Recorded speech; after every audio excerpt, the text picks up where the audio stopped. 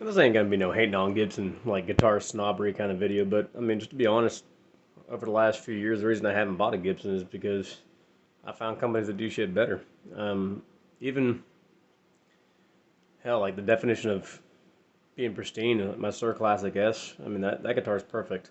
My Fender Eric Johnson Strat, that thing, which I ended up selling it, but after 3 years of playing it, but I mean, when I say pull it out of the case and it looks damn immaculate, can't find a single thing wrong with it, that's quality control. So, that's one of the things that Gibson's been harped over the last couple of years, and I've had some pretty atrocious Gibsons. They sounded good and play good. That's their thing that keeps you there. But um, final fit and finish and tooling marks and all that shit's gonna keep me from buying. But they've improved, kind of. I got one sitting right here, so let's go through it. It's an honest damn review. Um, I'll just do a quick walkthrough, show you some of the things that look like ass to me. I'm just being real. And I'll do a quick snippet videos of all the stuff that I'm going to do real quick to make it look nicer and more playable. Get it up to the point where it should have been when it left the factory. And then we'll get to some tones and probably some time marks on there just to get straight to the tones. And we'll see how this goes. Peace. Alright, 2020 Les Paul Standard TRIBURST. They call it limited edition, but I mean, really, anybody I think can order a TRIBURST. Anderton's has them, Peach Guitars has them over in the UK. But it's one of those Guitar Center Musician's Friend exclusive finishes here that's easier to get, and I personally like the TRIBURST finish over any others. They grade this top at a AA, which you'll see a lot of different pictures on some of these Les Paul Standards on Sweetwater. They got really good imagery, and some of them are pretty plain. And this one's sort of in the middle. It was pretty enough to catch my eye, put it that way. I had no intentions of fucking buying one. I went in for guitar strings and came out with a Les Paul. So, if that says something about this guitar, so I'm not going to rip on this thing too much. But one of those things people I think want to know about is, has Gibson increased their final finish in QC? So we'll go over some small stuff here. We'll zoom in and we'll find out. What? You want me to shut up so you can hear some tones and come back to this crap later? Okay, we'll do that.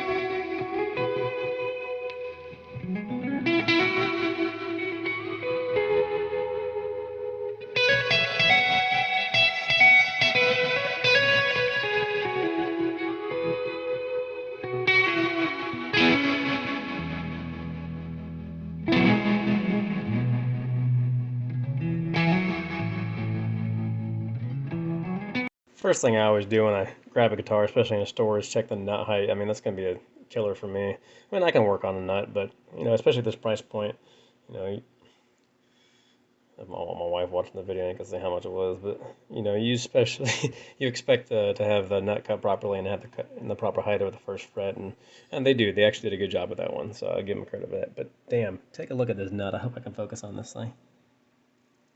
Oh, come on. It doesn't even show up that good. But Jesus, looks like a beaver chewed on the fucking thing. Yeah, that's straight from Gibson's factory on the Guitar Center, and I picked it up. That's pretty rough. And let's go down the line. Fret ends, of course, you're going to have your binding that's going to cover the fret ends on those, but the end that comes up is nicely polished, and they actually do a good job of rounding off the edge of that binding so it's not too sharp. And pretty good job filing the ends of the binding until you get down to this one. Look at that. Looked like Johnny had too many beers at fucking lunch break, man. He skipped a couple fret ends there. I mean, you've got a chunk of binding hanging out over there. Does it affect the playability? No. But, come on, man.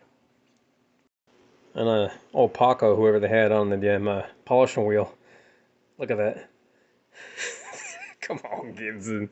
Come on, look at that. They burned through the corner of this one.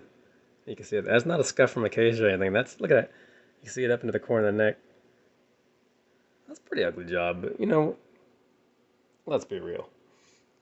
Because small stuff is small stuff, and I can fix all that. I can polish up some plastic, and I can file away some edges of binding. So to me, it's not a big deal. It's not some deal breaker for me. Apparently, I have the fucking guitar in my house. But it just says something about rushing guitars through at the end of the day. I give them about a 7.5 out of 10. Now, with that being said, the guitar is here in my house. I bought the damn thing. It's the first time I've ever sat in Guitar Center and played a guitar for 45 damn minutes without putting it down. That to me says more, because that means it played good, and it damn sure means it sounded good. And if I didn't go into Guitar Center with any intentions of buying a fucking guitar and walking out with this one, Gibson, you did a good job. It sounds like a beast. Work on some small stuff. Final finish, stuff that's going to catch people's eyes. Keep the good quality. Keep the good playability. And keep this SOB sounding like a beast, and you guys will be good to go.